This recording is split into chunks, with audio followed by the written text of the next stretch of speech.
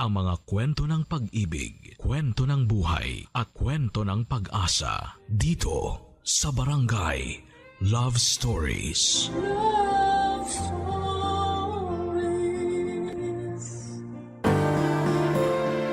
Minsan dahil sa pagiging desperado nating makamit ang isang bagay, kadalasan ay nagkakamali tayo. Kaya nga importante na suriin natin ang ating sarili upang hindi na tayo makapagdesisyon ng hindi naaayon. Ikaw, kabarangay, naging padalos-dalos ka na ba sa iyong mga pasya? Dear Papa Dudut, good day sa inyo at sa mga bumubuo ng Barangay Love Stories, tawagin niyo na lamang po ako sa pangalang Solana. 29 years old, taga Cardona, Rizal at isang online seller. Pero dati ako nagtatrabaho sa isang private company. Sa kasalukuyan ay buntis ako sa first baby namin ng husband ko, pero meron na akong unang anak sa ibang lalaki. Panatiko talaga ako ng programa ninyo, Papa Dudut, at hanggat maaari ay wala akong kinakaligtaang episode sa radyo. Kumbaga ay hindi kumpleto ang pananghalian hanggat hindi kami nakatune in kay Papa Dudut. Tapos isang araw ay naisipan kong magpadala ng sulat sa inyong programa upang marinig ko namang umere ang sarili kong kwento. Kahit naman paano ay merong makukuhang aral at inspirasyon ang mga kabarangay natin sa mga karanasan ko sa buhay. Magsisimula ang lahat taong 2023 kung saan ay sa edad kong 27 years old ay gustong-gusto ko nang mag-asawa. Kaya lang ay wala pa nga akong boyfriend noon, bagay na nakadagdag pa sa aking frustration. At palagi ko yung sinasabi sa aking nanay, Papa Dudut.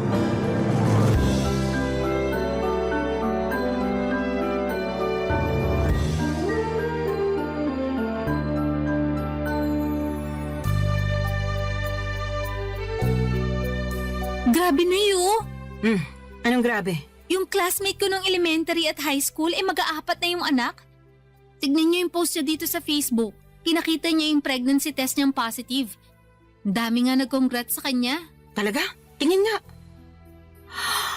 Guling, di ba? Kasing edad mo lang din yan, ano? Mas matanda po ako ng 1 taon sa kanya. Ibig sabihin, 26 years old pa lang siya tapos nakaapat na anak na. Mismo. Naku, napakasipag naman nila mag-asawang gumawa ng bata. Hayaan mo na po. Buhay naman nila yan eh. Sa bagay, mahalaga lang naman dun hindi napapabayaan yung mga bata. Kahit mag-anak pa sila ng sangdosena, ayos na ayos lang. Grabe naman po sa sangdosena. Aba, nangyayari naman yun ah. Kami nga 18 magkakapatid, di ba? Mas grabe pala kayo, Nay. Ay, ewan ko sa'yo, Solana. Minsan napaka-OA mo. Sobra naman po kayo. Oh, totoo naman. Diyan pa lang sa mga reaksyon mo, akala mo unang beses mo palang narinig na 18 kami magkakapatid. Sensya na po. Hala, kinasal na pala siya? Sino? Ito po dati kong katrabaho. Nagpunta na rin po siya dito sa bahay ng birthday niyo. Siya lang talaga in-invite ko noon kasi okay naman siyang kasama. Natatandaan ko nga na katulad mo wala pa rin siyang asawa nun. Pero masaya naman ako kasi sa wakas kinasal na siya. Masaya rin po ko. Pero sobra naman kayo sa pagsasabi na katulad ko wala pa siyang asawa. Noon yun kasi ngayon kasal na siya. Sa katotoo naman na wala ka pa rin asawa, di ba? Pati nga boyfriend wala pa rin Kaya nga medyo nalungkot po ako. Ha? Bakit? Kasi tumatanda na ako pero wala pa rin ako nakikilalang lalaki na mamahalin at gugustuhin pakasalan. Ay, ayoko pong tumandang dalaga at mamatay na hindi pa nararanasan ang sarap ng buhay. Pinagsasasabi mong sarap ng buhay ang hirap kaya magkaanak lalo na sa panahon ngayon, ano?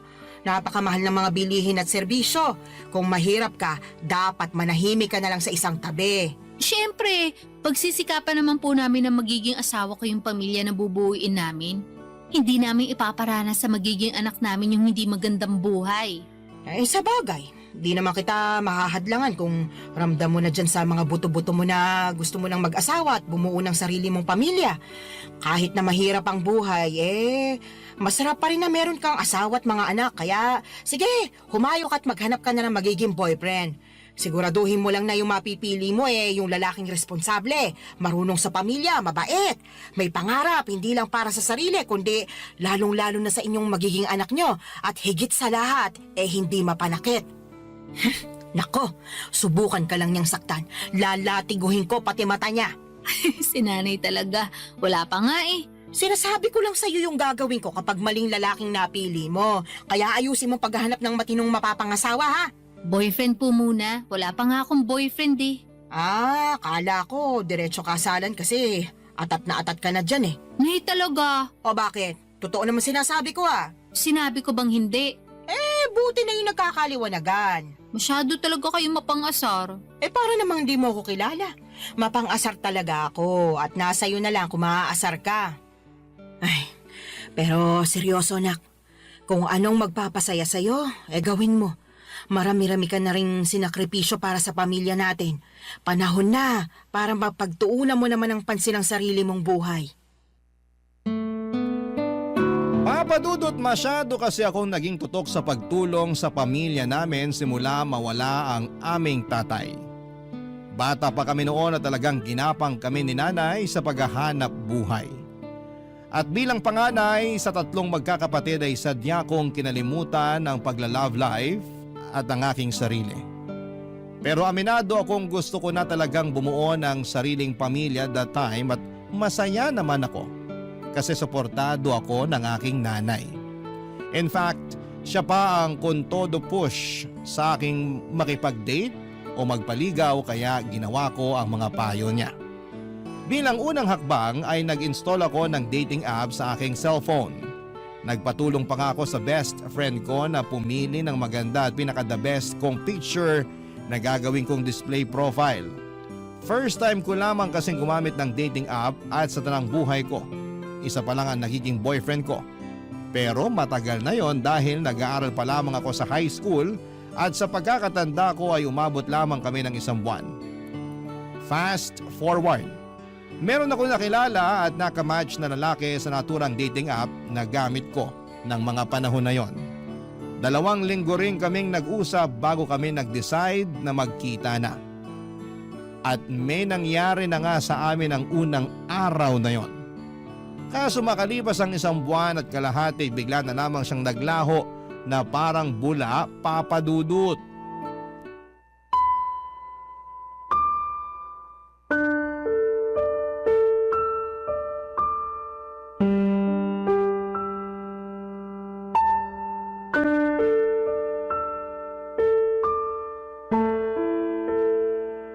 Nay, minulto niya ako. Sino? Yung lalaki na kilala ko online at nakadate. Minulto niya na ako. Paanong minulto? Bakit? Namatay na ba siya? Nay naman eh. Pinatay mo naman agad yung tao. Sabi mo kasi minulto ka, kaya anong iisipin ko kung di namatay na pala yung tao, di ba? Yun na nga. Kaso buhay na buhay pa po siya. At ang ibig sabihin ko sa minulto, naglaho na lang siya bigla na parang bula. Bigla na lang siyang hindi nagparamdam. Hindi ko na matawagan. At hindi na rin siya nagre-reply sa mga text ko. Naku, minulto ka nga. Sumalangit nawa. Nay naman eh. Sabi mo sa akin, nagkakamabutihan na kayo, di ba? Opo. Akala ko rin papunta na kami sa pagiging mag-boyfriend-girlfriend kasi okay naman yung date namin. Nagsabi pa nga siya na plano niya akong ligawan at pumayag naman ako. Kaya lang... Kaya lang ano? Nawala siya bigla pagkatapos niya makuha sa akin yung pagkababae ko. Hala ka. Ibig mong sabihin, sinubo mo ng perlas ng silanganan? Opo. Ako nalintikan na. Teka, Nay, nasusuka ako. Ay, sinasabi ko na nga ba? Pumunta ka doon sa lababo. Doon ka sumuka. Naku. Ay, hindi kaya buntis ka? Pwede po ba yun? Oo naman. May nangyari sa inyo kamo. Tapos nagkakaganyan ka. Malamang buntis ka. Niregla ka na ba? Hindi pa nga po eh. Mag-iisang linggo na. Nalintikan na talaga. Paano nga po kung buntis ako? Ano nang gagawin ko? Bigla akong tinakasan ng tatay ng anak ko. Hindi ko alam kung anong gagawin mo, pero siguraduhin mo muna na buntis ka nga. Magano ka, mag-pregnancy test. Ayoko po. Anong ayaw mo pinagsasasabi mo dyan? Natatakot po ako eh. Paano kung positive? Wala na tayong magagawa dyan. Saka na lang nating isipin kung ano yung susunod nating gagawin kapag totoo na buntis ka nga. Pesting buhay naman Ngayon pa talaga nangyari to kung kailan bigla namang nawala yung nakabuntis sa akin. Kasalanan mo rin naman kasi. Sana bago ka bumuka ka dyan, sinigurado mo muna na gumamit ng proteksyon yung lalaking yon. Oh, kita mo nangyari. Tingin ko, nakatunog yun na mabubuntis ka niya. Kaya biglang naglaho na parang bula. Wala naman po sanang kaso kahit mabuntis niya ako eh. Kaya lang ang kiniinis ko, iniwan niya ako bigla. Akala ko ba naman nagkakaintindihan na kami? Na mahal na namin ang isa't isa. Pero mukhang hindi po pala ganon. Hindi talaga. Kasi nakuha na niya yung gusto niya sa'yo. Napakasama niyang tao. Sinabi mo pa. Sana makarma siya sa pangiiwan niya sa'yo at sa magiging anak niyo kung totoo nga na buntis ka. Kinakatakot ko lang po na baka hindi ko kayanin. Alin? Yung pagbubuntis ko po. Ewan, naguguluhan pa po ko, nalilito. Masyado mabilis yung mga pangyayari. Kahit na anong mangyari, kailangan mong kayanin dahil nandyan na yan. Alangan namang ipalaglag mo yung dinadala mo Malaking kasalanan niya sa Diyos. Tsaka, hindi ka na bata, Solana. Nung nakaraan lang, naulit-ulit mong sinasabi na gusto mo nang magkaanak at magkaroon ng pamilya, di ba? O ayan na, magkakaanak ka na sakaling buntis ka nga.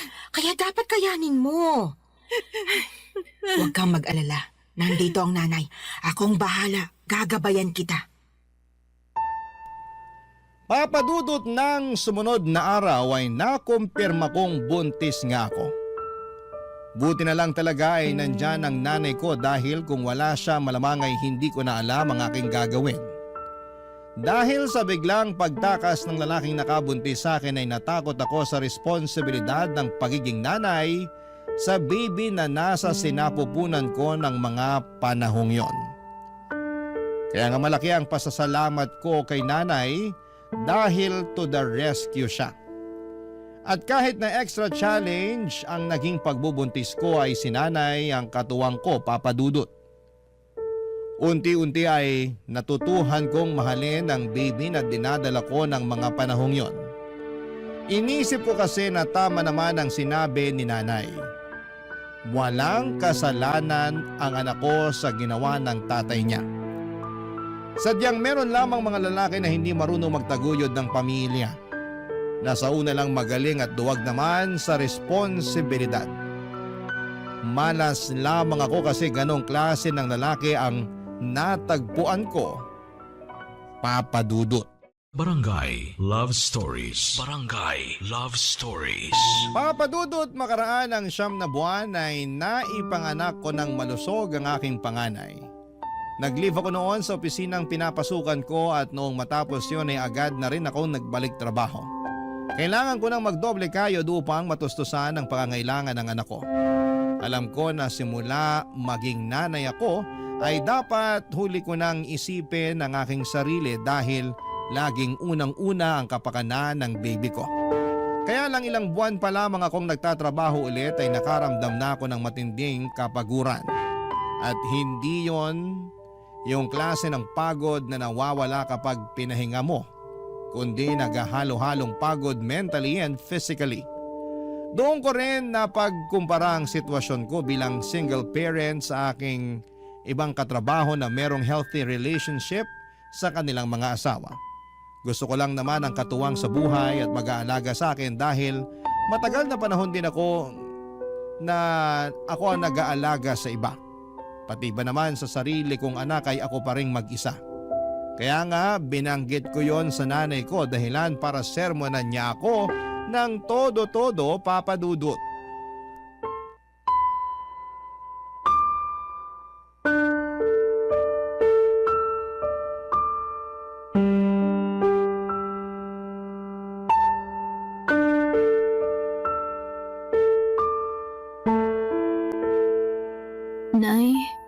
pagod na po ako.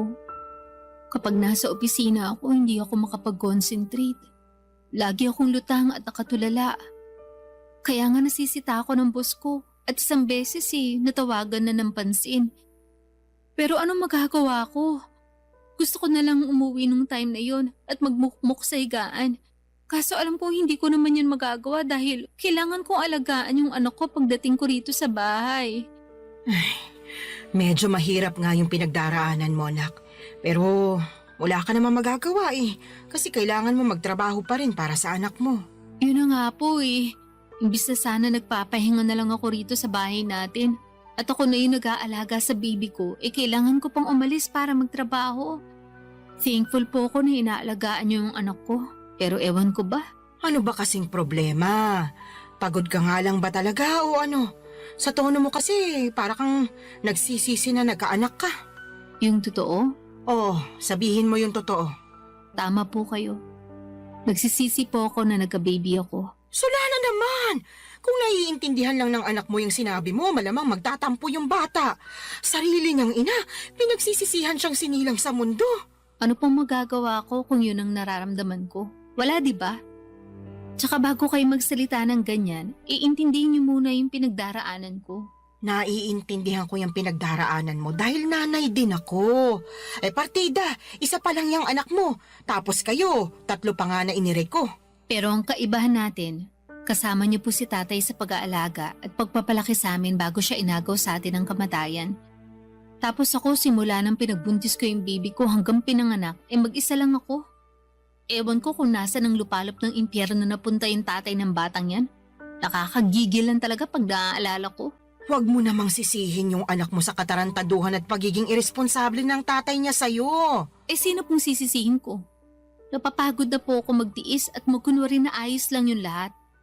At saka inggit na ako sa mga kasamahan ko sa opisina na merong mabubuting kinakasama at asawa. Ha? Bakit naman? Siyempre, ako wala. Kaya napatanong na lang ako sa Diyos kung bakit ang unfair niya sa akin. Hindi naman ako makasalanang tao Nagpapakitino naman ako sa abot na makakaya ko. Pero bakit pinarusahan niya pa rin ako? Sobra ka naman! Para mo na rin sinabing pagpaparusa yung pagkakaroon mo ng anak. Totoo naman po. Ay, maghinay-hinay ka nga sa mga sinasabi mo. Kawawa naman yung anak mo, Wala pa siyang kamuwang-muwang sa mundo tapos pinag-uusig na agad siya ng sarili niyang ina. Yun po kasi yung nararamdaman ko. Ano po magagawa ko? Meron kang magagawa. Sana pinigilan mong maisip yan. Para hindi mo na naramdaman kasi maling-mali yan. Doon pa lang sa mainggit alam mong hindi na magandang katangian yun. Sana ganun lang kadali yung gusto niyong mangyari. Wag kasi puro sarili mo yung isipin mo, lalo may anak ka na. Dapat pag nanay ka na, isang tabi mo yung nararamdaman mo at pagtuunan ng pansin yung anak mo. Paano ko nga po magagawa yun kung napapagod na ako? Ay, sana talaga hindi na lang ako pumayag na ituloy yung pagbubuntis sa batang yan. Aray ko! Bakit niyo ako binatukan, Nay? Nagtatanong ka pa talaga kung ano-ano yung sinasabi mo dyan. Kinabutan ka nga! Hindi naman kasalanan ng apo ko na nabuo siya dahil sa kapusukan niyo Tapos sasabihin mo na sana hindi mo na lang tinuloy yung pagbubuntis mo sa kanya. Sumusobra ka na talagang babae ka! Papadudot doon ko mas napagtanto ng husto na mahirap maging single parent at kung may choice lamang akong baguhin ang kapalaran ko ay gagawin ko. Oo, mahal ko nga ang anak ko pero nawawalan pala ng saysay ang lahat pag nanaig na yung labis na pagod. Tinanim ko sa isipan ko na ang aking anak dapat ang priority ko bago ang sarili ko pero mas nanaig sa akin ang kagustuhan na makatagpo ng lalaki na magiging katuwang ko sa buhay at mag-aalaga sa akin bilang kapareha niya at kung loloobin ay may bahay. Kaya nga nagsimula ulit ako makipag-usap online kahit na inuusig pa rin ako ng aking konsensya at ng mga sinabi ni nanay. Naiintindihan naman daw niya ako pero nandun pa rin yung sermon niya tungkol sa dapat mas pagtuunan ko ng pansin ang aking anak bago ang sarili ko. Para sa akin ay hindi niya talaga ako nauunawaan. Hindi nagtagal ay meron akong nakausap na lalaki sa dating app at mabilis lang din kaming nagkapalagayan ng loob, Papa Dudut.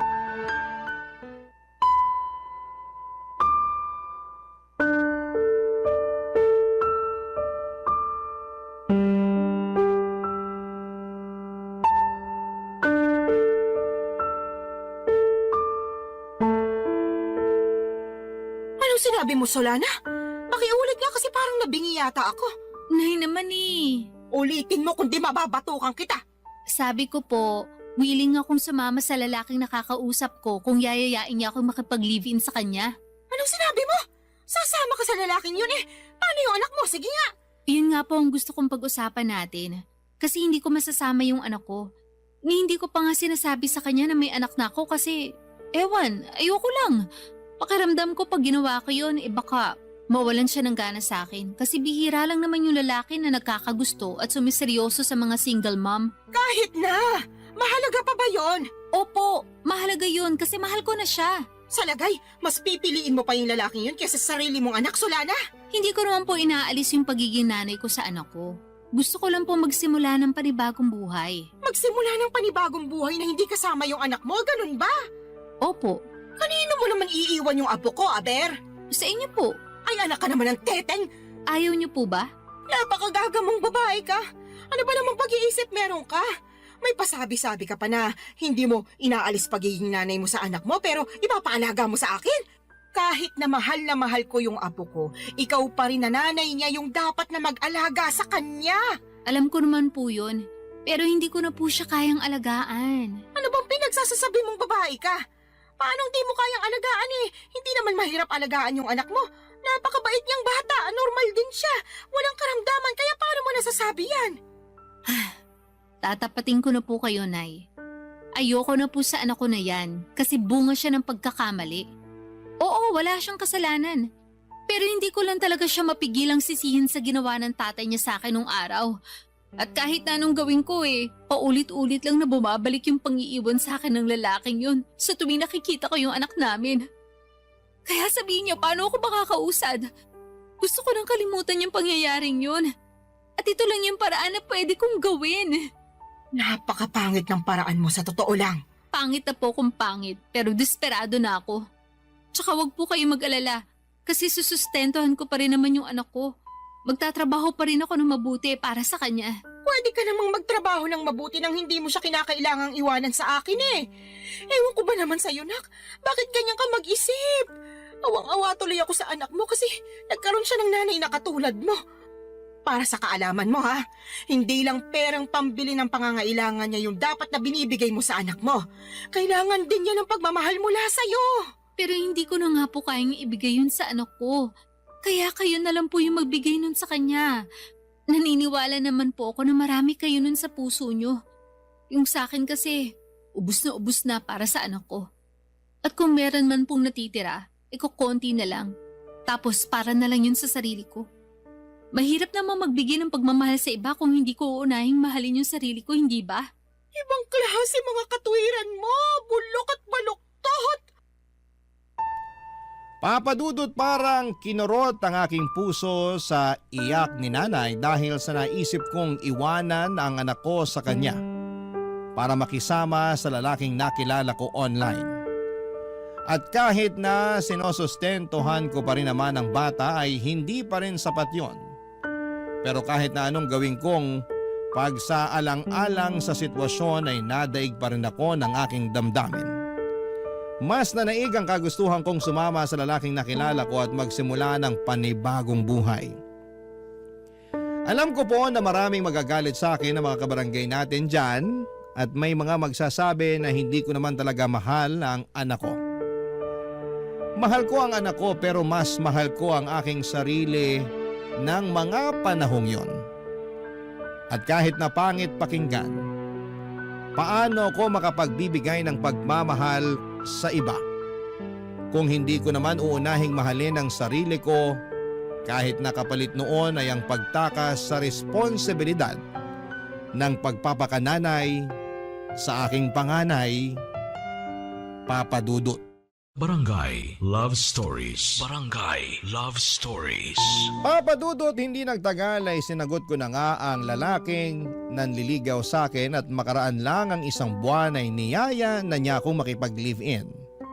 Bale, tumira kami sa Taytay Rizal dahil doon naman siya nagtatrabaho. Hindi alam ng live-in partner ko na meron akong anak sa unang lalaki. At sa totoo lang ay gusto ko na talagang hindi niya malaman, pero alam ko na wala namang lihim na hindi nabubunyag. Kaya sa huli ay inamin ko sa kanya ang totoo dahilan para maggalit siya sa akin. Hindi dahil may anak ako sa ibang lalaki kundi dahil hindi raw ako naging tapat sa kanya nung una pa lamang. Naintindihan ko naman ang pinanggagalingan ng galit niya, kaya humingi ako ng tawad. Hindi niya rin ako natiis dahil mahal niya ako at ang tanging hiling lang niya ay ipakilala ko sa kanya ang anak ko, kaya sinama ko siya sa bahay ng nanay ko sa Cardona, Rizal. At laking gulat ko dahil masayang masaya siya pagkakita sa aking anak. Kaya lang ay marami pa rin kaming bagay na hindi pinagkakasunduan habang nagpapatuloy ang aming pagsasama. Katulad na lamang noong isang beses na nag-away kami dahilan para mag-alsa balutan ako't umuwi sa aking nanay, Papa Dudut.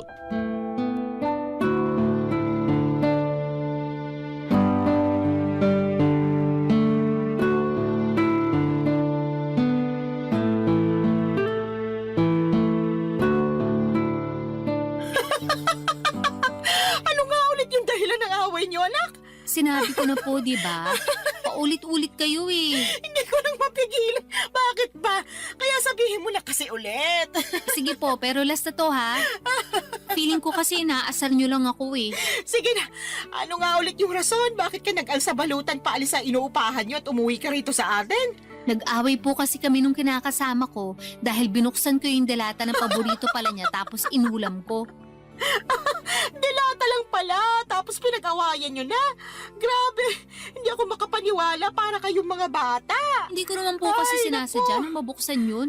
At saka siya naman may sabi na mag-ulam na lang daw ako ng delata dahil hindi nga siya nakapagluto. Nagkataon na overtime ako sa work. Tapos siya naman nagbago oras ng shift niya. Kaya umalis siya na maaga.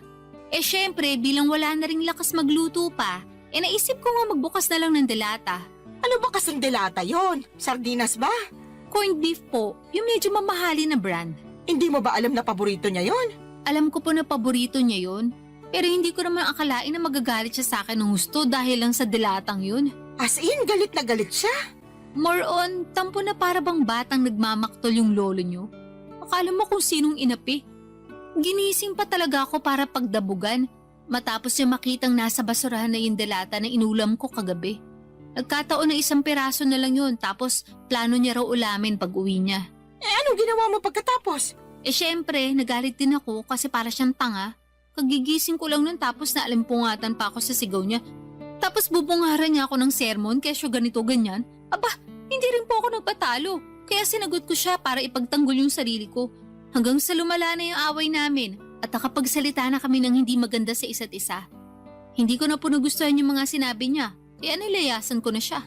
Pambihira talaga mga kabataan ngayon. Maliit na bagay pinalalaki kaya dumarami yung hiwalayan eh. Alam ko naman po na mababaw lang yun. Pero nasobrahan eh. Kung kinausap niya lang sana ako na maayos, baka lumabas pa ako at binilan siya ng paborito niyang delata. Di sana wala kaming problema. Hindi sana kami nagkasakitan sa mga sinabi namin sa isa't isa.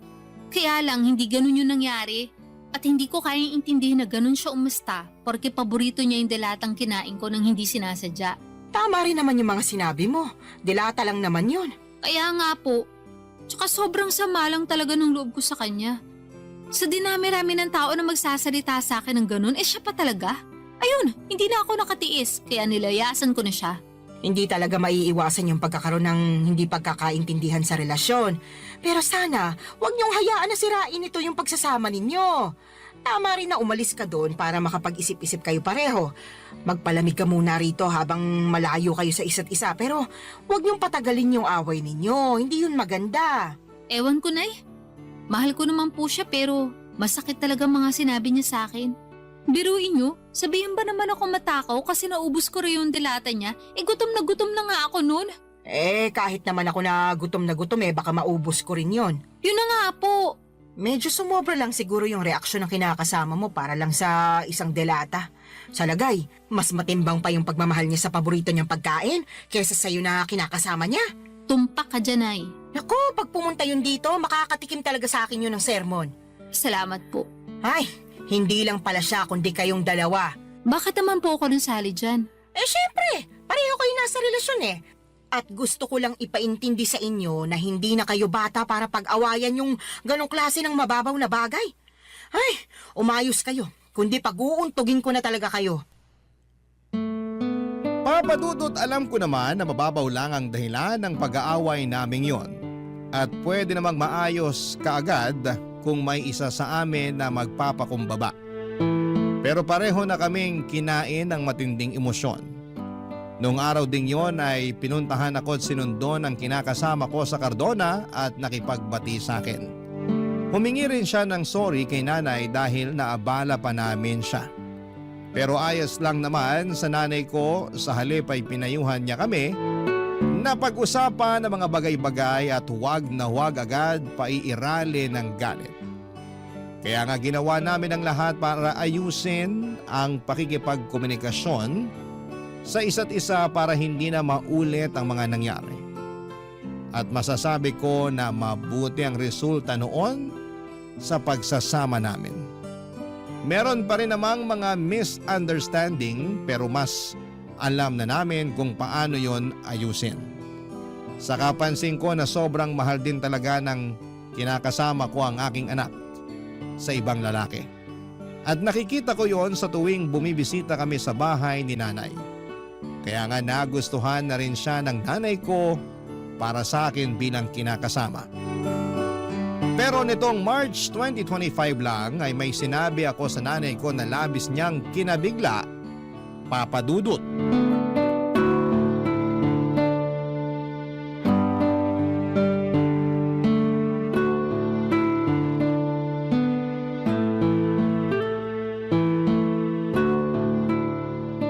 Nay, may sasabihin po ako sa inyo. Pero huwag kayong mabibigla Depende kung sasabihin mo maganda ako matagal ko nang alam yon. Puro kayo biro. Sa tingin mo nagbibiro ako? Nakakasakit ka ng damdamin Siyempre, maganda po kayo. Kanino pa po ba ako magmamana kung di sa inyo lang, di ba? Yan, sige, utuin mo pa ako. Ano ba kasi yung sasabihin mo at may pasabi-sabi ka pa ng wag akong mabibigla? Tungkol po sa amin ang kinakasama ko. Ang totoo, niyaya niya na ako magpakasal kahit sa West lang daw po muna. Para lang magkaroon na ng basbas yung pagsasama namin. Talaga? Naku, mabuti naman! Anong sinabi mo? Pumayag ka ba? Siyempre, opo. Tuwang-tuwa nga ako Ako rin tuwang-tuwa kasi sa wakas ikakasal ka na, nak. Dati-rati, pangarap mo lang yung maikasal tapos ayan na, mangyayari na. Kaya nga malaki talagang pasasalamat ko sa Diyos. Kasi dininig niya yung panalangin ko, nabigyan niya ako ng matinong lalaki. Yung magiging asawa ko, magiging tatay ng mga anak namin at makakasama ko hanggang tumanda kami. At nangyari na nga yun. Buti na lang naging matyaga ka sa paghihintay. Opo, pero may isa pa po pala akong sasabihin. Meron pa bukod sa sinabi mo na ikakasal ka na? Ganun na nga po. O sige, ano ba yon? Pinag-usapan po namin ang kinakasama ko. Nakukunin na namin yung anak ko at isasama sa inuupahan namin. Gusto po niya na isang buong pamilya na kami at handa naman siyang ampunin yung bata para siya na ang kilalaning ama. Ayos lang po ba sa inyo yun? Tinatanong pa ba yan? Siyempre ayos na ayos sa akin. Hindi po ba kayo malulungkot kasi mapapalayo na kayo sa apo nyo? Ano bang klaseng tanong yan? Natural malulungkot ako. Pero sino ako para ipagkait sa apo ko na magkaroon ng tatay at nanay sa kanyang paglaki, di ba? Kaya nga malaki talaga yung pasasalamat ko dyan sa kinakasama mo kasi mahal na mahal yung anak mo. Tingin ko nga, mas mahal niya pa yung apo ko kaysa sa'yo Mahal ko rin naman po yung anak ko. Pero aminado ako naging gagalang ako sa pagdedesisyon nung araw. Sa totoo lang, matagal ko nang pinag-iisipan na kunin yung anak ko para ako na yung mag-aalaga sa kanya. Gusto ko pong bumawi sa lahat ng pagkukulang ko bilang nanay niya. Siguro hindi pa naman po huli ang lahat, di ba? Hindi pa naman talaga. At suportado kita sa gusto mong mangyari. Basta ipangako mo na hinding-hindi mo na ibabalik sa akin yung apo ko kasi bigla ka na lang napagod magpakananay sa kanya, ha? Hindi laruan niyang anak mo para sa kaalaman mo. Meron siyang damdamin. Tsaka baka gabaan ka na kung gagawin mo pa yun sa kanya. Hinding-hindi ko na nga po ulit gagawin yun sa anak ko, Nay. Pangako po yan. Huwag ka sa akin mangako. Sa anak mo ikaw mangako. At patunayan mo yon. Mahalin mo siya ng husto. Iparamdam mo na lagi kang nandyan sa tabi niya bilang nanay niya. Ipaglaban mo siya sa lahat ng pagkakataon. Lagi mo siyang piliin sa kahit na anong sitwasyon. At kahit na magkaroon pa kayo ng mga anak, nung kinakasama mo, huwag mong hayaan na mabaliwala yung panganay mo. Tandaan mo, Solana, ha? Wala siyang kasalanan sa ginawa sa'yo ng ama niya, kaya huwag mo siyang sisisihin. Opo, Nay. Naiintindihan ko po lahat ang mga sinabi niyo at tatandaan ko po yun. Sige, mapapanatag na ako kung ganon. Paano mo pala aalagaan yung apo ko kung nagtatrabaho ka? Tungkol po sa bagay na yan, pinag-usapan na namin ng kinakasama ko na magre-resign na ako para maalagaan ko yung anak ko. Sinabi ko kasi sa kanya na gusto kong bumawi sa anak ko dahil malaki nga yung nagawa kong kasalanan sa kanya nung araw. Katulad niyo, sinuportahan din po ako ng kinakasama ko. Papa Dudut, alam kong hindi ako naging perpektong magulang sa anak ko noong araw, pero sa kasalukuyan ay ginagawa ko naman ang lahat upang makabawi sa kanya. At yun naman ang mahalaga, hindi ba? Sising-sisi ako sa nagawa kong pangiiwan sa kanya noon nang mas pinili ko ang aking sarili, ngunit masayang-masaya naman ako. Dahil naalagaan ko na siya ngayon, katuwang ang aking kinakasama na ngayon ay asawa ko na. Hindi pa rin naman nagsawang sumuporta at tumalalay sa akin si nanay, lalo na at buntis ako sa panganay namin ng mister ko.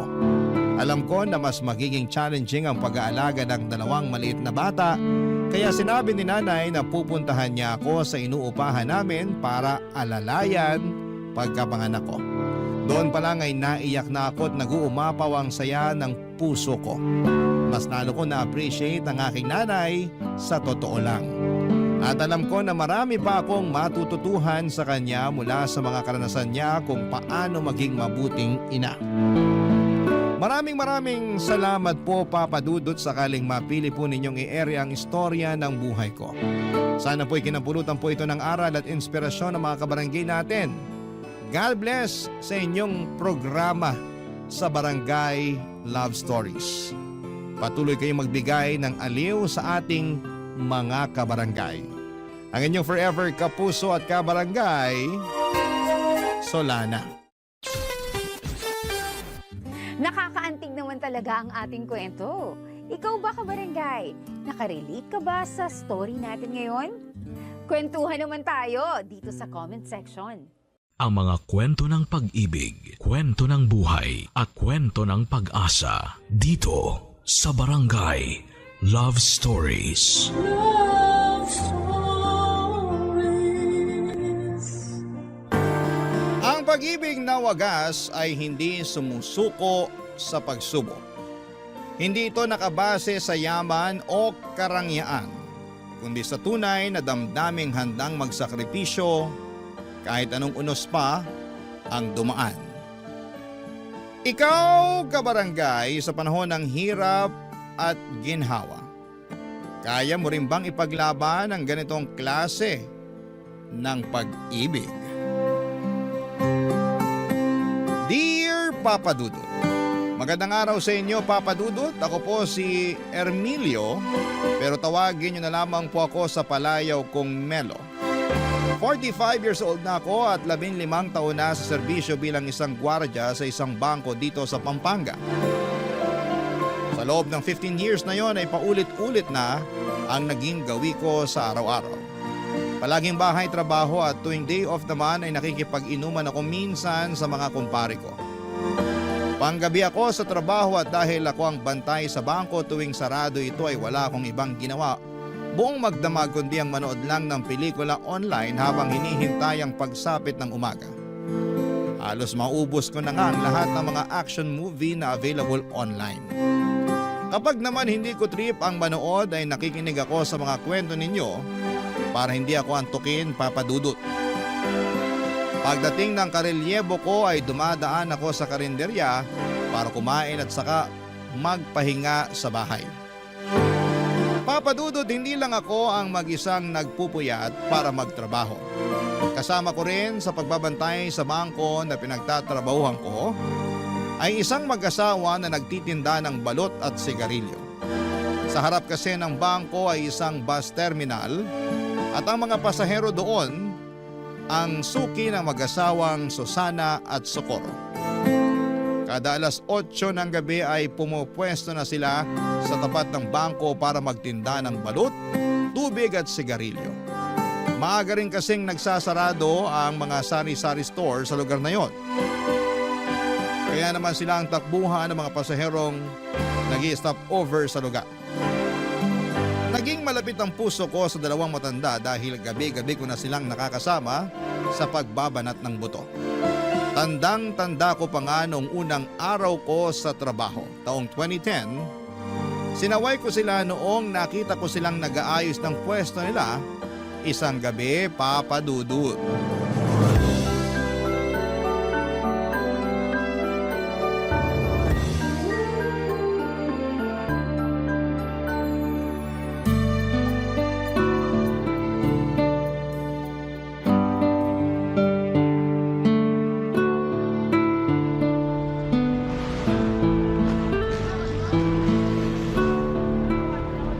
Itali mo ng maayos yung payong para hindi liparin.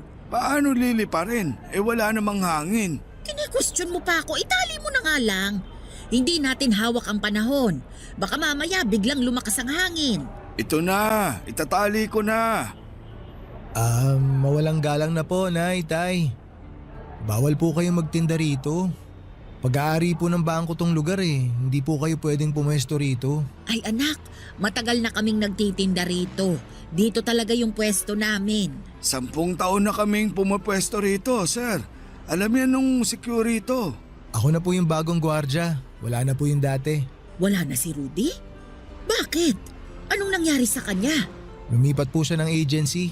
Di na raw po niya kaya magpuyat. Ganun ba? Hindi ba niya nabanggit sa'yo na may pumupwesto rito para magtinda? Hindi po eh. Hanggang alas 4 lang naman kami dito, sir. Bago pa magbukas yung bangko, wala na kami rito. Kaso po ngayon, mas maigpit na yung patakaran. Bawal talaga mga nagtitinda sa mismong labas ng entrance eh.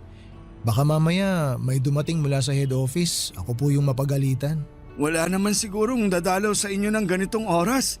Gabi na eh. Kahit doon na lang kami sa gilid para hindi makasagabal. Ayos lang ba yon? Ay, sigurado po ba kayo na matagal na kayo rito? Oo, 10 taon na kaming nagtitinda rito. Marami nang dumaang CQ dyan. Lahat sila kilala kami. O sige po, kung pinapayagan naman kayo ng mga dating security dito, hindi ko na po kayo paaalisin. Basta medyo gumilid lang po tayo ha.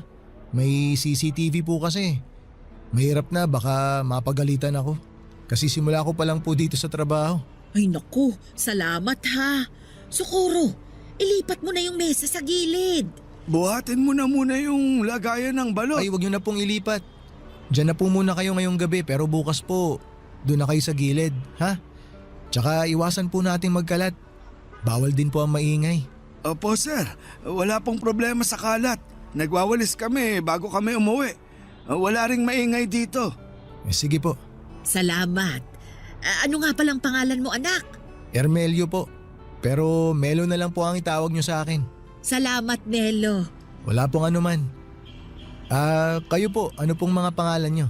Ako si Susana. Ito naman ang asawa kong si Socorro. Taga rito lang din po ba kayo? Oo, malapit lang kami rito.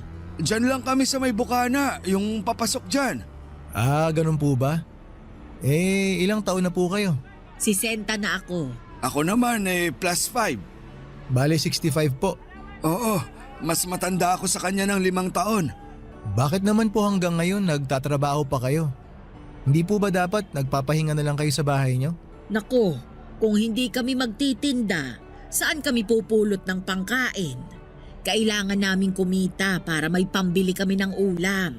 Wala po ba kayong anak? Meron. Marami. 5 silang lahat.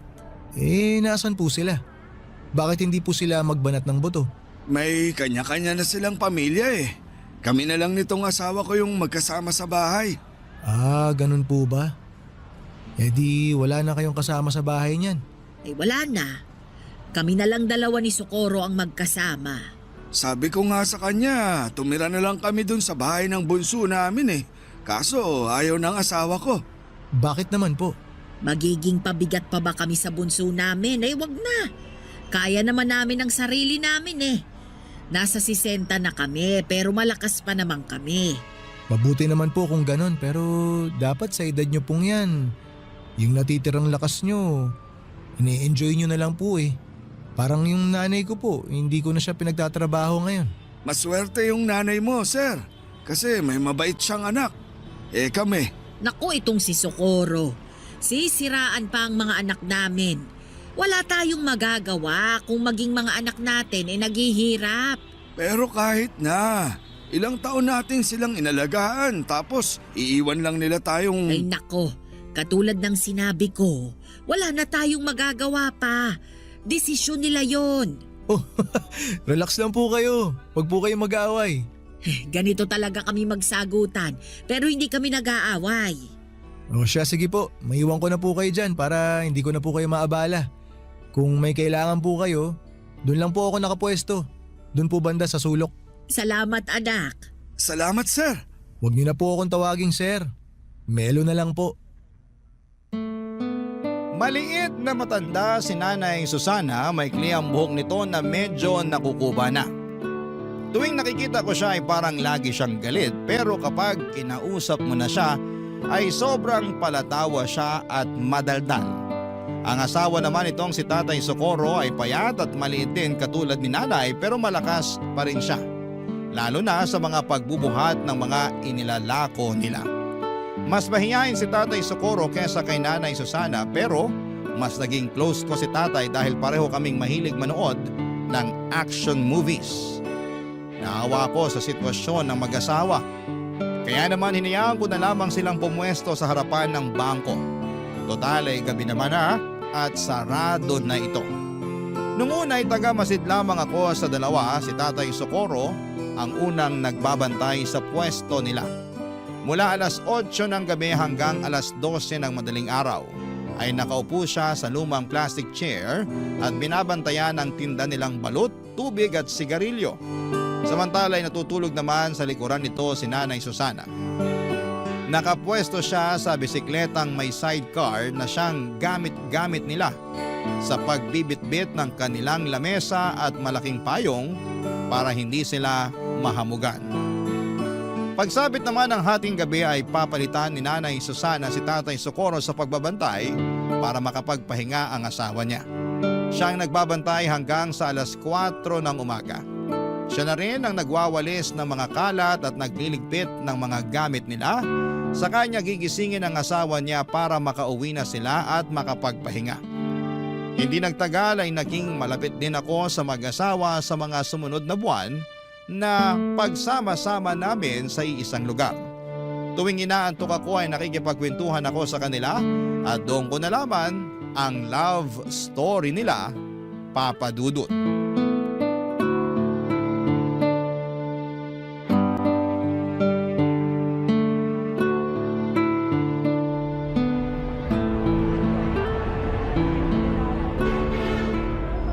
Tay, pabili po ako ng yosi. Isa lang. Anong yosi mo? Yung mentol po. Heto, 4 bayad niyan ha. Salamat po. Eto po bayad. Nag-yosi ka pala? Opo, pero minsan lang. Lalo na kapag inaantok po ako. Kung gusto mo, may kape ako rito para magising ka. Nagtitinda rin po kayo ng kape? Hindi. Nagdadala lang kami ng kape para kung sakaling antokin makakapagkape kami. Akala ko may binibenta rin kayong kape. Oh, hetong kape. Okay lang po, salamat na lang. Baka po wala ng kape si Nanay mamaya. May extra naman kami. Karaniwan kasi, nakakadalawa ako ng kape. Maraming salamat po . Timplahin ko na po itong isa. May maliit na thermos dyan sa may bike. Hanapin mo na lang. Yun po bang nasa tabi ni Nanay Susana? Oo, yun nga. Kunin ko na po. Ay sige, mamaya ako natitimplahin. Sarap po ng tulog ni Nanay. Oo nga eh. Napagod siguro kanina sa bahay. Naglaba eh. Mukhang sanay na sanay talaga kayo sa puyatan, ano? Ilang taon na po ulit kayo nagtitinda rito? Nasa 10 taon na rin siguro. Hindi ko na maalala kung kailan kami nagsimula eh. Paano naman po kayo nagsimula? Bakit nyo naisipang magtinda rito? May sari-sari store dati si Susana. Kaso nalugi. Nung umalis sa bahay yung bunso namin, nagpasya yung asawa ko na magtinda na lang ng balot dito sa may terminal. Tapos may mga naghahanap ng sigarilyo. Kaya nagdagdag na rin kami ng sigarilyo tsaka tubig na rin. Kumusta naman po ang kitaan?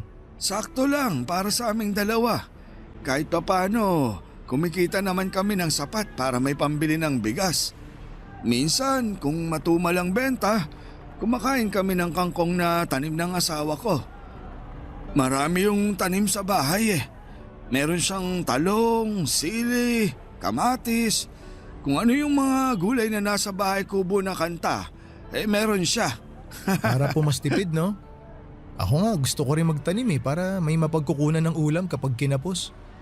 Kaso hindi mahilig yung mga bata sa gulay. Ilan na ulit anak mo? 3 po, isang lalaki tapos 2 babae. Pareho pala tayo. Isa lang din lalaki ko. Tapos babae na lahat. Matanong ko naman po kayo, Tay. Paano po kayo nagkakilala ni Nanay Susana? Mahabang kwento yan. Maaga kami nagkakilala niya ni Susana. Bata pa lang kami noon. Gaano po kabata? 16 siya noon, tapos 21 naman ako. Nagkakilala kami sa isang pista. Talaga po? Oo, kasama niya mga kaibigan niya noon. Puro sila sosyalin. Si Nanay? Oo, mayaman yan noon. Inhinyero ang tatay. Tapos po, anong nangyari? Pinili ako, kaya eto, naghihirap ngayon kasama ako. Hindi ko po maintindihan, Tay. Pinapili po ba siya? Nung sinagot kasi ako ni Susana, syempre hindi naman ako mayaman noon. Kargador lang ako eh. Wala akong tinapos. Mahirap lang kami. Nung nalaman ng tatay ni Susana na ako yung nobyo niya, hindi sila pumayag. Kaya siya pinapili. Ganun na nga. Pinapili siya ng mga magulang niya. Iiwan niya ako o itatakwil siya ng pamilya niya. Mas pinili na lang ni Nanay na itakwil siya? Kaya nga siya nandito, di ba? Ayan oh, mahimbing ang tulog. Talagang ipinaglaban po kayo ni Nanay, ano? Kaya nga ginagawa ko ang lahat para maging maayos ang buhay niya. Kahit na naghihirap kami. Lahat ng gusto niya, pinipilit kong ibigay. Kasi alam kong hindi ganito yung buhay na nakagisnan niya. Pero ito pa rin ang pinili niya dahil sa akin. Wala po bang pagsisisi si Nanay Susana sa ginawa niya? Wala siyang sinasabi sa akin, pero may mga pagkakataon na ramdam ko na parang nagsisisi siya sa pinili niyang buhay. Minsan nga, nakokonsensya ako eh. Bakit naman po kayo nakokonsensya? Kasi huli na nung napagtanto ko na hindi pala sapat yung pag-ibig lang para magkaroon ng magandang buhay. Hindi sapat na mahal niyo ang isa't isa. Minsan, napapaisip ako, kung hindi ako pinili ni Susana, siguro maganda na ang buhay niya ngayon. Pero kita ko naman po, Tay, na masaya si Nanay sa piling niyo. Tuwing magkasama kayo, naiinggit nga ako kasi ang sweet niyo pa rin tingnan. Kita ko sa mga mata niyo kung gaano niyo kamahal ang isa't isa. Kasi yun na lang ang meron kami. Wala kaming yaman. Ang meron lang kami ang isa't isa. Naantig ako sa love story nila Nanay Susana at Tatay Socorro. Pero sa parehong pagkakataon ay nalungkot din ako na hanggang sa pagtanda nila ay kayod kalabaw pa rin sila na para bang walang ipinagbago ang buhay nila noon hanggang sa kasalukuyan. Nakaka-relate ako sa kwento nilang dalawa dahil halos ganun din ang nangyari sa akin at sa unang babaeng inibig ko noon. Bago ko nakilala ang asawa ko ay meron akong babaeng minahal ng lubusan. Masasabi ko na siya ang taong bumasag ng puso ko ng sobra-sobra sa puntong muntik na ako mawala ng pag-asang makahanap pa ng pag-ibig. Nakilala ko siya sa isang charity event. Hindi pa ako gwardiya noon, tambay pa lamang ako dati na kung ano ang available na trabaho ay yon ang kinukuha ko. Naging driver ako ng isang NGO na tumutulong sa mga kabataang nakatira sa liblib na lugar. Miyembro siya ng naturang NGO at siya ang nanguna sa charity event na yon. Nasa passenger seat ko siya noon at sa kahabaan ng biyahe namin ay doon ko siya nakilala. Simula noon, Papa Dudut, tuwing kailangan nila ng driver ay ako na ang kinokontak nila. Hindi na mabilang ang charity na ginawa namin noon. Hanggang sa nagka-developan kaming dalawa. Nag-date kami ng ilang buwan hanggang sa sinagot niya ako. Tumagal po ang relasyon namin ng 2 taon pero naging patago ito. Hindi dahil sa kinakahiyaan niya ako kundi dahil alam niyang hindi papabor ang mga magulang niya kapag nalaman nilang ang boyfriend niya ay isang hamak na driver lamang. Noong natuklasan ng mga magulang niya ang relasyon namin, ay doon na natapos ang pagsasama namin. Sa kasamaang palad ay mas pinili ng ex ko ang magandang future niya kesa sumama sa akin sa hirap at sa ginhawa. Hindi katulad ni Nanay Susana, hindi ako ipinaglaban ng ex ko. Nang mga panahong kailangan ko siya na manindigan para sa aming dalawa. Barangay Love Stories. Barangay Love Stories. Matagal bago ako naka-move on sa pag-ibig na yon, Papa Dudut. Siya kasi yung first love ko na inakala kong makakasama ko na sa panghabang buhay. Masyado pa kasi akong bata noon para maniwala na ganon lang kadali ang pag-ibig. Hindi rin naman nagtagal ay nakahanap din ako ng babaeng tunay na ka-forever ko. Sabi nga nila kapag hindi napasayo ang isang bagay, ito'y dahil may ibang mas magandang bagay pa na darating para sayo. Ang naging pangalawang girlfriend ko ay siya na rin pong napangasawa ko. Isa siyang teacher na nakilala ko lamang dahil sa mga kaibigan namin. Nagtatrabaho na ako noon bilang gwardiya noong naging kami, Papa Dudut. Minahal niya ako ng buo at totoo at hindi naging hadlang ang estado namin sa buhay. Ngayon ay may 3 na kaming anak at kahit papaano ay nabibigyan naman namin ng maayos at komportableng buhay ang mga anak namin kahit na hindi kami mayaman. Kung ako ang tatanungin ninyo, Papa Dudut, ay wala akong pinagsisisihan sa naging takbo ng love life ko. Totoo na nasaktan ako noong nawala sa akin ang unang babaeng minahal ko pero never ko siyang sinisisi na mas pinili niya ang future niya kesa sa akin. Nakita ko rin kasi na naging maganda naman ang outcome ng pag-iwan niya sa akin. Dahil may common friends kami sa Facebook ay may time noon na dumadaan sa newsfeed ko ang post ng ex kong yon.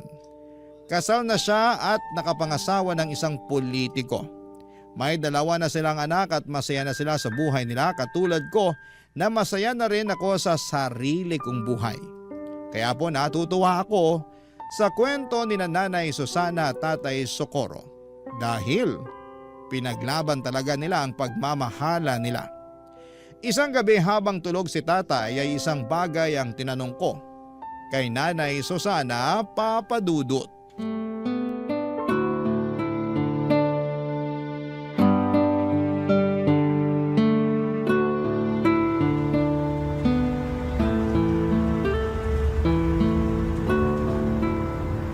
Nay, tulog na ba si Tatay Socorro?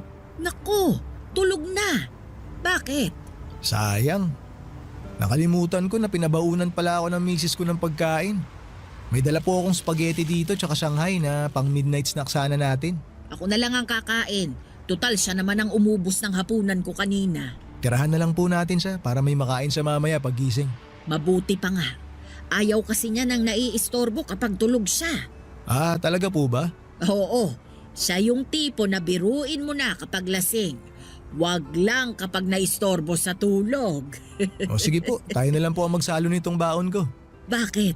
May handaan ba sa inyo? Birthday po kasi ni Mrs. Nagluto siya ng spaghetti para sa mga bata tapos Shanghai. Ay sabihin mo sa kanya happy birthday ha. Makakarating po. Matagal-tagal na rin akong hindi nakakatikim nito eh. Alam mo, nung bata pa ako, kada kaarawan ko, hindi nawawala itong spaghetti. Favorite ko ito eh. Nabanggit nga po sa akin ng mga nakaraang araw ni tatay na mayaman daw ang pamilya niyo, Nay. Oo, 2 anak lang kasi kami kaya kung ano yung mga gusto namin, ibinibigay talaga ng papa namin. Kahit kailan, hindi po ba talaga kayo hinanap ng mga magulang niyo? Hindi. Hindi ko alam kung sinubukan ba nila akong hanapin. Hindi rin kasi nila alam kung nasaan ako eh. Bakit po hindi nila alam? Kasi nagtanan kami ni Socorro. Walang nakakaalam kung saan kami nagpunta pati mga kaibigan ko. Eh nung araw na yon, tinalikuran ko lahat-lahat. Ibig niyo pong sabihin, simula noon, hindi niyo pa rin po nakikita ang pamilya niyo? Nagpunta ako sa libing ng nanay ko. Yun na yung huling pagkikita namin. Nakakalungkot naman po yun. Eh yung tatay niyo po? Mas nauna siyang namatay. Hindi ako nakapunta noon kasi wala akong pamasahe. Ipinagdasal ko na lang siya. Pero wala naman po kayong pinagsisisihan sa mga naging desisyon niyo sa buhay, Nay. Kasi maganda na yung buhay niyo noon eh. Ako? Nako, marami akong pinagsisisihan. Tulad po ng ano? Na sana hindi na lang ako nakipagtanan. O hindi kaya bago ako nakipagtanan, dinala ko yung mga alahas ko para may maisasanla ako. Nagsisisi po ba kayo na pinili niyo si Tatay Socorro? Eh, sino ba naman ang may gusto ng ganitong buhay, 'di ba? Masyado pa akong bata noon eh, at sa pag-ibig. Akala ko kakayanin ko lahat kasi kasama ko ang taong minamahal ko. Pero hindi pala ganun yun. Iba ang realidad sa mga pelikulang napapanood natin. Kung babalik po kayo sa nakaraan, Nay, tingin niyo ba iibahin niyo yung naging takbo ng buhay niyo? Hindi. Wala akong babaguhin. Wala po. Akala ko po ba... Hindi naman porket nagsisisi ako. Ibig sabihin nun gusto ko nang burahin yung mga nangyari sa buhay ko. May mga pagsisisi ako, pero wala akong babaguhin. Alam mo kung bakit? Bakit po? Kasi naging masaya ako. Yun yung isang bagay na ayaw kong mawala sa akin. Masaya ako na si Socorro ang napangasawa ko. Masaya ako na nagkaroon kami ng maraming anak. Masaya ako na sa kabila ng hirap ng buhay, magkasama pa rin kami hanggang ngayon. Masaya ako kasi napatunayan namin sa mga magulang ko na kaya naming magtagal kahit wala kaming itinatagong yaman. Lahat ng sayang yon ay dahil kay Socorro. Nakakatuwa naman po yun. Kaya ikaw, sundin mo kung anong nasa puso mo. Ipaglaban mo, pero gamitin mo rin ang utak mo para sa ikabubuti. Hindi lang ng sarili mo ha, kundi pati na rin ng pamilya mo. Opo, Nay. Tatandaan ko po yung mga sinabi niyo. Sa panahon ngayon ay malimit na lamang akong makakita ng mag-asawang sabay tumatanda. Katulad nila Nanay Susana at Tatay Socorro ay dalangin ko rin na makasabay ang asawa ko hanggang sa pagtanda ko. Parang napakahirap na rin kasing makahanap ng kabiyak. Nasasamahan tayo hanggang sa pagtanda natin. Kung hindi nasisira ang relasyon ng mag-asawa dahil sa pangangaliwa, minsan ay mas maaga namang kinukuha sa langit ang isa. Kaya maswerte ang mag-asawa dahil napanindigan nila ang pangako nila sa bawat isa na magsasama hanggang sa pagputi ng mga buhok nila. Nakakainggit dahil hindi yon nagawa ng mga magulang ko. Maaga kasi kaming iniwan ni tatay matapos siyang malunod. Noong mga bata pa lamang kami dala ng kalasingan. Nasa dagat kami noon at nagsiselebrate ng birthday ng kapatid ko. Nagiinuman sina tatay kasama ang mga kapatid nito noong nagpaalam siya para umihi. Makaraan nga ang ilang minuto ay hindi na siya bumalik pa.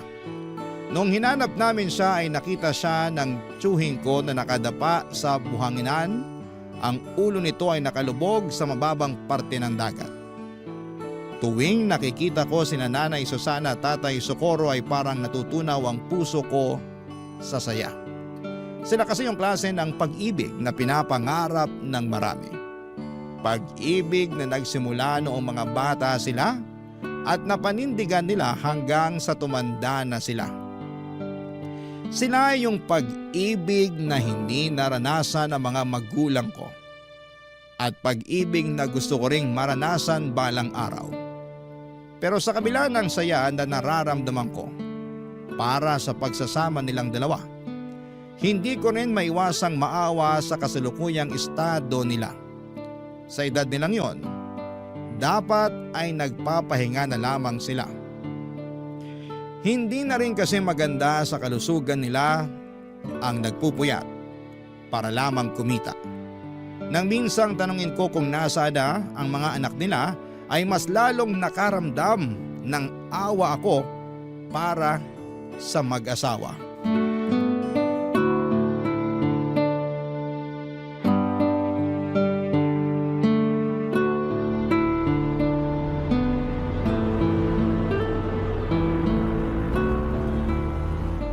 Melo, ano yung pinapanood mo? O tay, kayo po pala. Hali po kayo rito, maganda tong pinapanood ko. Bagong upload lang. Si Eddie Garcia ba yan? Opo. Tabi nga tayo. Ay, total wala pa namang bumibili. Sige po. Matumal talaga kapag ganitong oras, no? Oo, mamayang alas 12 pa yung dating ng sunod na bus. Talagang kabisado nyo na po yung pagdating ng mga bus, ah. Dekada ba naman na akong nagtitinda rito? Kabisado ko na ang lahat. Wala po ba kayong ibang trabaho noon? Meron. Dati akong konduktor, tapos naaksidente ako. Kaya hirap na akong makabiyahe ng malayo. Buti po kinaya nyo na buhayin yung mga anak nyo, no? Marami yun, ah. May sari-sari store kami noon. Yun yung negosyo ng asawa ko. Ang lakas nun dati, kaso nalugi. Bakit naman po nalugi? Maraming gumaya eh. Sunod-sunod na nagkaroon ng sari-sari store dun sa lugar namin. Kaya ayun, nagkaagawan ng suki. Kaya po ba dito na lang kayo nagtinda? Ganun na nga. Buti po nakaya nyo pa rin suportahan yung pamilya nyo noon, no? Kahit na ganito lang yung trabaho nyo. Sa awa ng Diyos, nakaya naman namin. Tuwing umaga, naglalabas si Susana. Ako naman, nagpapataya ako noon ng weteng. Doon namin kinuha yung mga pinangtustos namin sa mga anak namin. Tapos nagpupuyat pa po kayo sa gabi. Oo, wala kaming magagawa. Mataas pangarap namin para sa mga anak namin eh. Napagtapos nyo po silang lahat? Hindi, pero may 3 kaming napagtapos.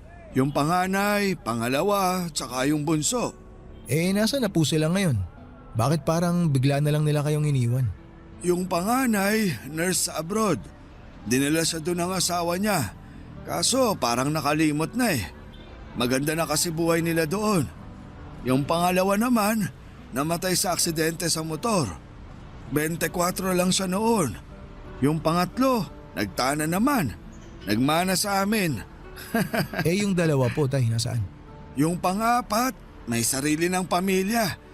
Marami din sila, kaya problema din nila yung pera. Yung bunso, yun yung tumutulong sa amin noon. Pero simula nung nagkapamilya, medyo nagigpit na rin ang sinturon. Wala naman po ba kayong tampo sa kanila na para bang pinabayaan na lang nila kayo ni nanay? Wala naman. Ang mahalaga sa amin nagampanan namin ng maayos yung trabaho namin bilang magulang.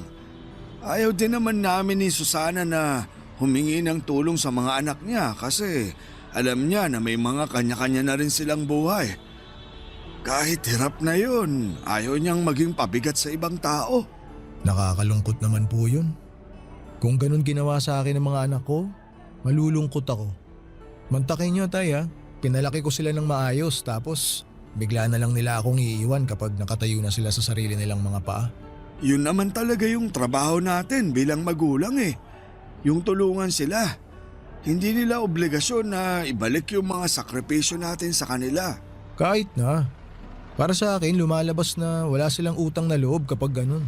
Wala naman talaga dapat silang utang na loob eh. Hindi naman nila ginusto na ipanganak sa mundong to. Tayo mismo ang nagdesisyon noon. Kaya tayo dapat ang mag-alaga sa kanila. Tama po kayo pero sabi ko nga po tay, nakakalungkot. Hindi rin naman siguro mahirap para sa anak na magbalik ng utang na loob sa magulang eh. Sa tingin ko parang obligasyon ng anak yun. Hayaan mo na sila. Ang mahalaga naman eh, nasa maayos na ang kalagayan nila. Masaya sila, malusog, buo ang pamilya, okay na yun. Yun po talaga yung pinaka-importante tay no? Basta nasa maayos na lagay ang mga anak. Masaya na rin ang mga magulang. Tama ka dyan. Ay tay, may bibili po ata. Ay, sandali. I-post mo muna yung pinapanood natin. Sige po tay, post ko lang. Antayin ko kayo. Halos kaedad ko lang ang panganay na anak nila Nanay Susana at Tatay Socorro. Kaya naman parang anak na rin ang naging turing nila sa akin. Dahil hindi na nila nakakasama ang mga anak nila ay sa akin na lamang nila ibinubuhos ang pag-aalaga na hindi na nawala sa ugali nila simula noong naging magulang sila. Ganon talaga siguro kapag naging magulang na. Ligas na sa amin ang alagaan at bantayan ang mga taong halos kaedad lang ng mga anak namin. Sa mga sumunod pang 8 taon ay naging katulong na ako nila Tatay Socorro sa pagtitinda. Kapag inuulan sila ng customer ay tumutulong ako sa pagbibigay ng mga sukli. Lalo na't noong mga panahong yun ay medyo mahina na rin ang paningin nilang mag-asawa. Sa sobrang pagiging malapit ko sa kanila ay dinadalhan pa nila ako ng hapunan para makasabay ko silang kumain bago sila magtinda. Papa Dudut, marami ang naitulong ng mag-asawa sa buhay ko. Bukod sa mga nakakasama at nakakausap ako or nakakausap ko sila sa pagbabantay buong magdamag ay sila na rin ang naging karamay ko noong namatay ang nanay ko. Kung hindi dahil sa kanila ay mag-isa kong haharapin ang kalungkutan gabi-gabi habang nasa trabaho ko. Pero dahil sila ang nakakasama ko tuwing nasa trabaho ako ay nabawasan ang lumbay na nararamdaman ko kahit papaano. Sina nanay at tatay ang tumulong sa akin para maayos ko ang problema naming mag-asawa noong nagkaroon kami ng matinding awayan. Kamunti ka na nga kami maghiwalay noon pero dahil sa kanila ay binigyan nila ng kalinawan ng utak ko. Ang mga payo nila ang sumalba sa relasyon naming mag-asawa. Papa Dudut, hindi biro ang 15 years na pinagsamahan namin nila Nanay Susana at Tatay Socorro. Sa tagal at lalim ng pagsasama naming tatlo, hindi ko ine-expect na darating din pala ang araw kung kailan magkakahiwalay-hiwalay kaming tatlo. Papa Dudut. Barangay Love Stories. Barangay Love Stories. Marami na akong alaala kasama sina Nanay Susana at Tatay Socorro na kung sisimulang kong ikwento ngayon ay aabutin tayo ng maraming araw. Pero bilang ibinahagi ko na rin ang kwento nila sa inyo, Papa Dudut, ay magandang i-share ko na rin sa inyo ang ilan sa mga hindi ko malilimutang memory kasama ang dalawang matanda. May pagkakataon noon na kahit maulan at may bagyo ay lumalabas pa rin sila para magtinda. Inabutan kami noon ng baha na umabot hanggang binte. Hindi na nila noon kayang makauwi ang mag-asawa dahil sa lakas ng buhos ng ulan at bugso ng hangin. Ang ginawa ko kahit bawal magpapasok sa bangko ay pinasilong ko na muna sila sa loob pansamantala kahit na pinagalitan ako ng management pagkatapos noon. In-invite ko rin sila noon na nang nagdebu ang panganay ko. Sobrang saya nila Nanay Susana noon dahil marami silang pagkain na i-take home. Palabirong tao si nanay at kahit na marami silang problemang pinagdaraanan, ay lagi pa rin siyang humahagalpak sa tawa maski na sa mga maliliit at simpleng biro lamang. Kapag naman bored si Tatay Socorro ay tumatabi siya sa pwesto ko para samahan ako sa panonood ng pelikulang pinapanood ko. Kapag may bibili ay nagmamadali siyang magtinda para wala siyang makaligtaan sa pinapanood namin. Karaniwan ay mga 90s action films ang pinapanood namin. Marami pa kaming masasayang alaala at ilan lamang yon sa kaya kong ibahagi ngayon. Papa Dudut, taong 2023 ay doon na po nagbago ang lahat. Ilang linggong hindi nagtindang mag-asawa. Akala ko noon ay hindi sila nagtinda dahil maulan lamang noon, pero sa isang gabi mag-isa lang na dumating si Tatay Socorro sa dati nilang pwesto. Nang tanungin ko kung nasaan ang kabiyak niya ay doon ko na nalaman ang masamang balita.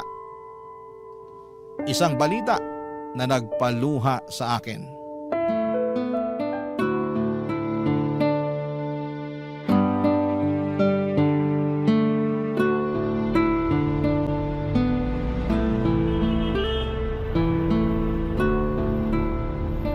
Tay Socorro, kumusta na po kayo? Ilang linggo rin kayo nawala ni Nanay Susana ha? Mabuti naman ako, Melo. Hindi niyo po ata kasama si Nanay ngayon, Tay. Nasa ospital siya ngayon. Ha? Bakit po? Ano nangyari kay Nanay? Di ba matagal na siyang inuubo? Opo, binilhan ko pa nga po siya ng gamot para mawala yung ubo niya eh. Ayun, mas lumala yung ubo niya. Nung nagsuka na siya ng dugo, itinakbo na namin siya sa ospital. Hala, akala ko ubot sipon lang meron si Nanay. Malala na pala. Kaya nga eh, medyo nahirapan na rin kasi siya sa paghinga kaya natakot na kami. Yung bunso ko ang nagsabi na itakbo na siya sa ospital. Eh, kumusta na po si Nanay ngayon? Nasa ospital pa rin siya. Mukhang matatagalan pa bago siya makabalik sa pagtitinda. Ano po bang sakit niya? Alam niyo na po ba? May cancer si Susana, Melo. Ho? Ay, ano pong klaseng cancer? Lung cancer daw. Hindi ko nga alam kung paano niya nakuha yun eh. Akala namin yung mga nagkaka-cancer lang sa baga yung mga naninigarilyo. Oo nga, hindi naman nag-iossi si Nanay ah. Pero nakakalanghap pa rin daw siya ng usok mula sa mga nagsisindi. Yun daw yung rason. Hala, paano na ngayon yan, Tay? Kaya nga ako nawala ng ilang linggo kasi nagbantay ako sa ospital. Eh, bakit nandito po kayo ngayon? Nakiusap na lang muna ako sa mga anak ko na sila na muna yung magbantay sa nanay nila. Di ko kayang nakikita si Susana na nahihirapan eh. Nasasaktan ako. Ay, kawawa naman si Nanay. Di bale, mukhang madidischarge na siya bukas. Stable naman na raw yung lagay ni Susana eh. Kaso nga lang, kailangan pa rin niyang bumalik sa ospital para sa treatment niya.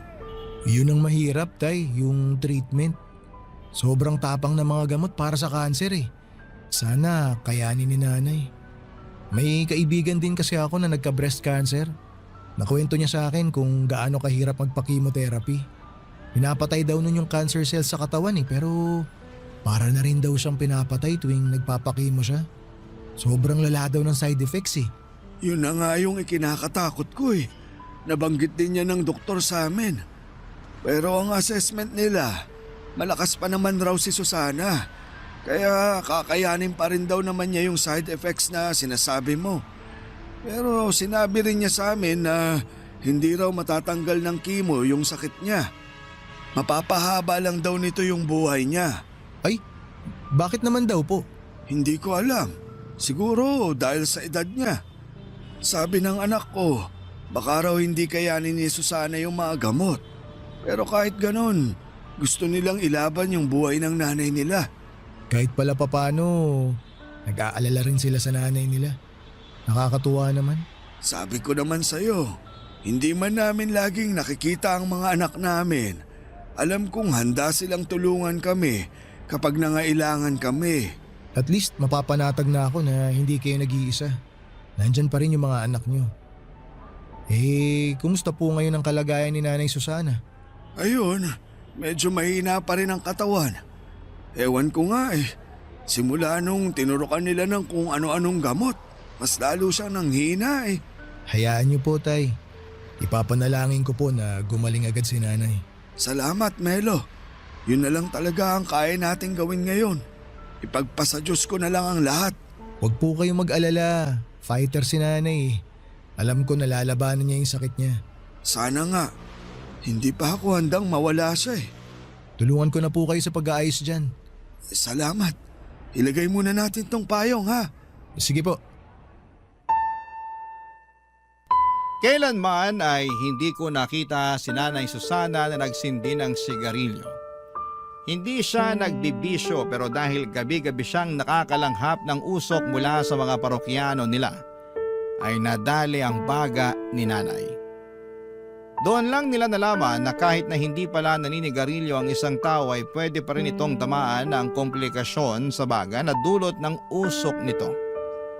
Ang tawag doon, Papa Dudut, ay second-hand smoking. Sa katunayan, mas malala pa nga daw ang epekto ng second-hand smoking sa iba kesa sa mismong tao na humihit-hit nito. Noong nalaman nilang may cancer si Nanay Susana ay nagtulong-tulong ang mga anak niya para maipagamot siya. Kaso nga lang ay mahal ang mga treatment na kinakailangan ni Nanay, lalo na't late stage na ang sakit niya. Sa mga unang buwan ay nagawan pa nila ng paraan ng mga gastos sa ospital. Pero kalaunan ay nawalan din sila ng mapanghuhugutan. At para hindi mahirapan ang kanyang pamilya, si Nanay Susana na mismo ang nagdesisyon na huwag nang ituloy ang treatment niya. Masyado na raw siyang matanda para ipaglaban pa ang buhay niya. Isa pa ay hindi na raw nito kinakaya ang mga side effect ng treatment niya. Tanggap na niya na hanggang doon na lamang ang buhay niya. Kaya mas pinili na lamang niyang maghirap ng mag-isa kaysa idamay pa ang pamilya niya. Nakakalungkot na parang sumuko na lamang si Nanay Susana sa buhay pero naiintindihan ko kung bakit mas pinili niyang tumigil na lamang sa pagpapagamot.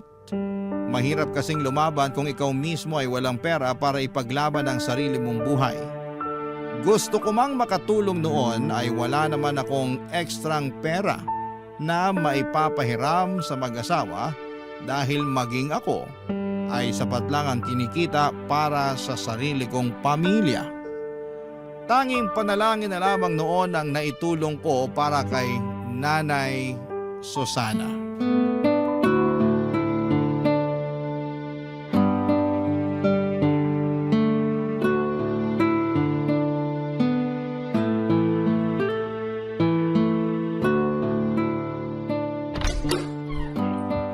Susana, hulaan mo kung sinong nandito.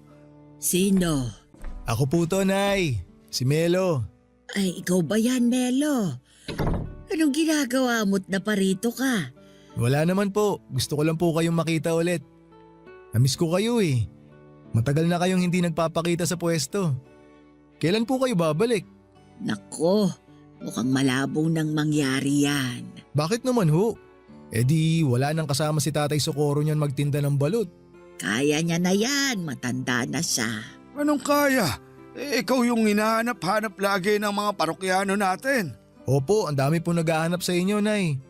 Nagtataka na nga rin yung iba bakit di raw po kayo nagpapakita sa kanila eh. Kumusta naman po kayo, Nay?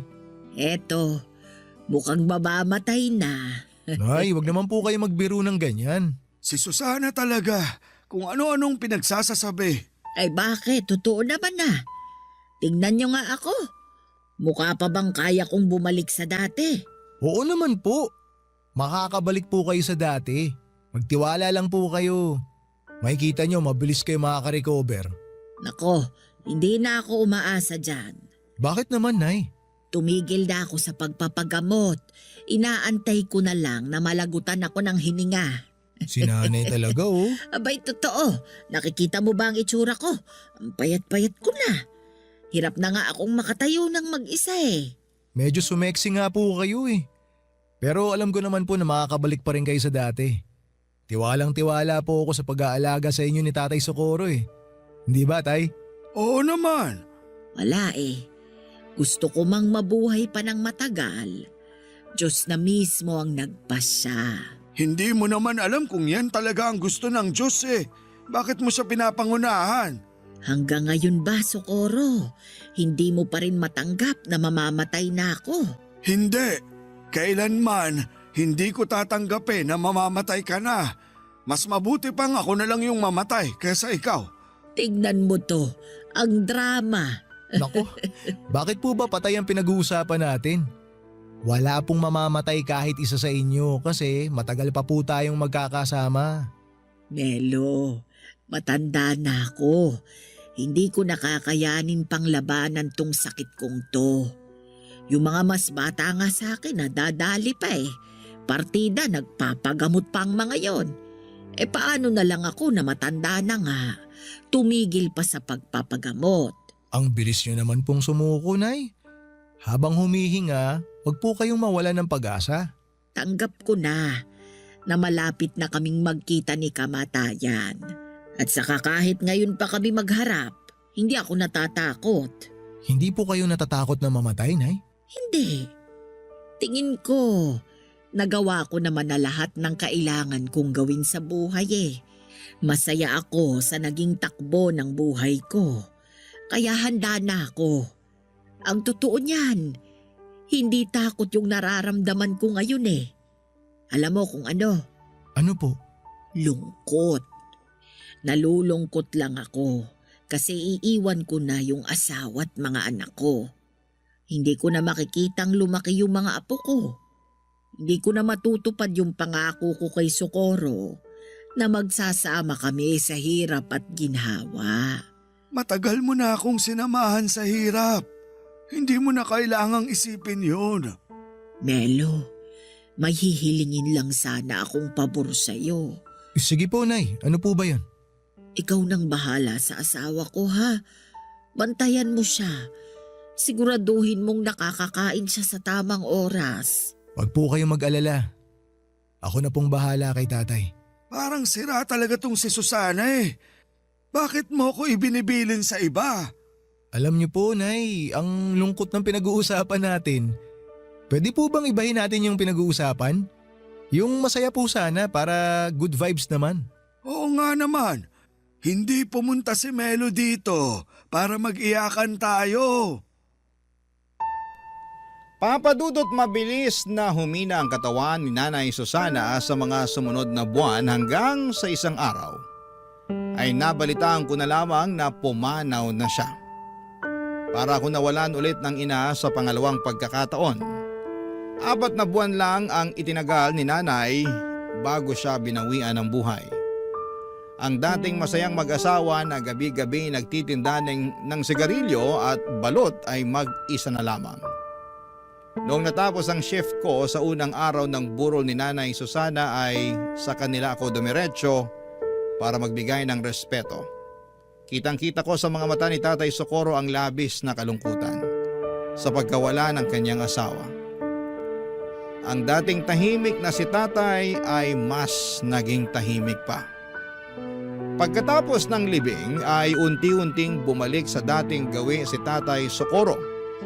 Ipinagpatuloy nito ang pagtitinda ng yosi at balut kahit na mag-isa na lamang siya. Kung sila ang naging sandalan ko noong namatayan ako ng ina, ginawa ko naman ang lahat para ako naman ang maging sandalan ni Tatay sa pagkawala ni Nanay Susana. Kapansin-pansin ang pagbabago sa ugali ni Tatay. Hindi na siya gaanong makwento at lagi na lamang siyang nakatulala sa kawalan. Hindi ko na nga siya noon maimbita para manood ng pelikula. Isang buwan ang lumipas habang abala ako sa panonood sa cellphone ko. Isang gabi ay nagulat ako nung isang babae ang napasigaw sa may pwesto ni Tatay Socorro. Nagmamadali akong lumapit sa kanila noong nakita kong nakatumba na si Tatay mula sa kinakaupuan niya. Ang kwento sa akin ng babae ay bibili sana siya ng balut pero tulog ang matanda. Sinubukan niya itong alugin para magising pero sa halip na magising ay natumba siya. Agad akong tumawag ng tricycle at tinakbo namin si Tatay sa ospital pero idiniklara siyang wala ng buhay. Namatay siya nang hindi namin namamalayan. Papadudot atake sa puso raw ang sanhi ng pagkamatay ni Tatay Socorro. Siguro'y ganon talaga nila kamahal ang isa't isa ni Nanay Susana. na hindi nila kayang mapaghiwalay. Isang buwan lang ang pagitan ay sumunod kaagad si tatay kay Nanay Susana. Ngayon tuwing nakikita ko ang dati nilang pwesto, ay napapangiti na lamang akong mag-isa habang binabalikan ang mga masasayang alaala naming tatlo. Iba na ngayon ang tindera doon pero hanggat nabubuhay ako ay hindi ko makakalimutan na minsan ay may dalawang matanda na nagpakita sa akin ng tunay na kahulugan ng tunay na pag-ibig. Dito na po nagtatapos ang sulat ko at maraming salamat po, Papa Dudut, ang inyong kapuso at kabarangay forever, Melo. Kwentuhan naman tayo dito sa comment section.